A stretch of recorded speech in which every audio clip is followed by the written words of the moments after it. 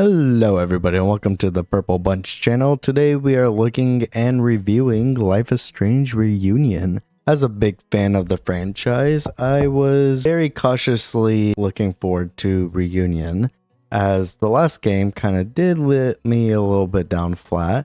But if you are interested in getting into this Reunion game, I would recommend the bare minimum you'd have to play this is Life is Strange 1 and Double Exposure, because this game is definitely more of a sequel to Double Exposure. Now let's get right into the game. The topic that is most important for these type of games, the story. Life is Strange Reunion's story was actually pretty good, but let me go over the cons real quick of the story. I found there being two bigger cons of the story.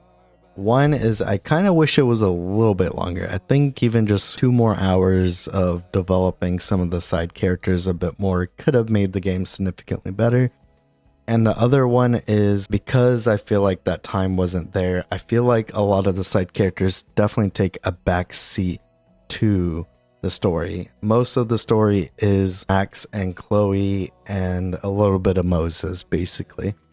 Which is fair enough. Those are probably the 3 best characters to focus on. But characters like Amanda, who was romanceable in the last game, or Ven, who's also romanceable in the last game, kind of definitely took a huge backseat and did not play much of a role with talking to Max and all that, or Chloe, which I think is a little bit disappointing.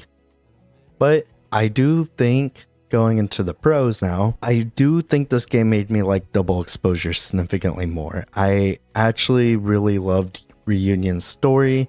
I love how they ended the story of Chloe and Max's with a very nice bow tie of finishing it. But how I always see it now after finishing Reunion is Double Exposure kind of hits that mid-season of a show, and Reunion kind of picks up right after that.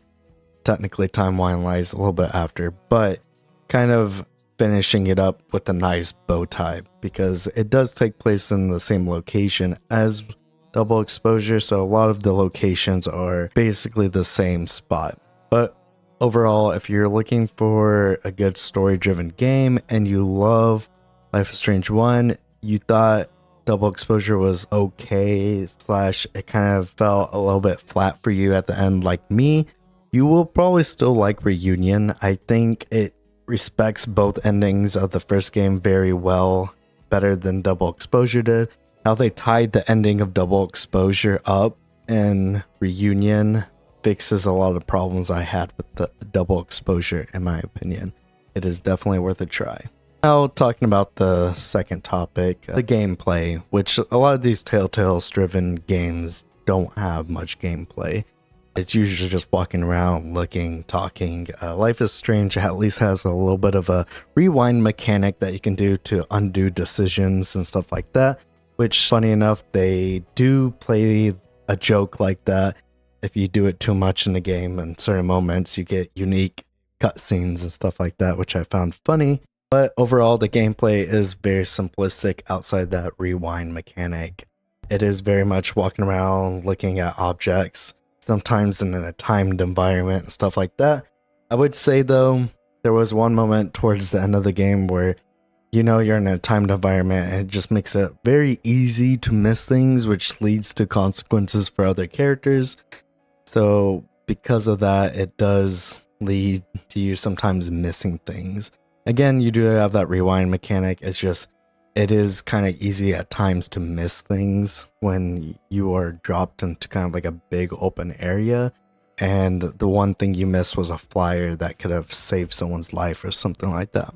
Now I'm going to talk about the visuals, the graphics, and the performance. Kind of dump all that into one topic. Basically, overall, the visuals of the game look very pretty. I will say though, there is one visual bug. The post-processing effects were causing a lot of glitching out in the background textures with the depth of field, which could be a little bit of annoying, seeing all the flickering for some reason. It definitely was tied to the depth of field or something like that, because the second I turned it from ultra to low, it went away. Don't know why, but it went away. On my 4070 Ti, I was playing the game at 4K and getting basically the 50 to 60 FPS, which is good enough for this type of, story-driven game. I don't need 120 FPS. There's also no upscaling basically, so it was running at native 4K. Visually, I also think the new Life is Strange games have always had like a good mix of kind of like the Life is Strange cell shading art style with a bit of realism touched in on it. I think it's a very good art direction that they've taken, and I really do like the Life is Strange art style, though it is not for everyone. Now to talk about the final thing. Did I have fun with the game? Because I don't give reviews. All that matters, and did I enjoy the game? Did I have fun? And in all honesty, this game was really fun. I really enjoyed the story from start to finish. Sure, I actually wish it was a bit longer and we got more time with a lot of these side characters, especially the one or two that were newly introduced. But I really enjoyed the game overall. I had a fun time. I was interested in the plot line. I was interested in seeing what was going to happen.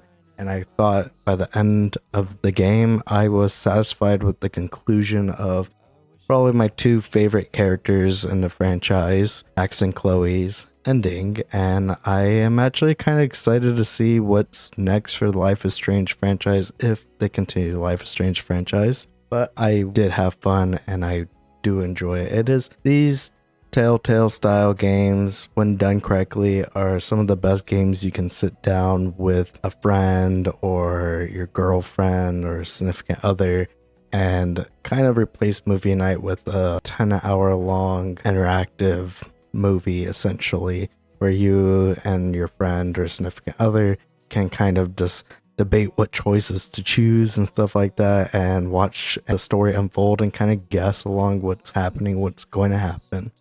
And I think this game successfully did that for me. Even though Double Exposure kind of left me disappointed, I didn't hate Double Exposure, but I definitely was let down by it. If you were let down by it and didn't hate it, I think you would still like Reunion. If you did not like a single thing about Double Exposure, then I would probably stay away from this, because this is basically a direct sequel to that and you probably won't have fun with this. Overall, I enjoy it. I am glad we kind of got this kind of tie up for Max's and Chloe's story in such a good way, in my opinion, and I am excited to see what Dotnod does next.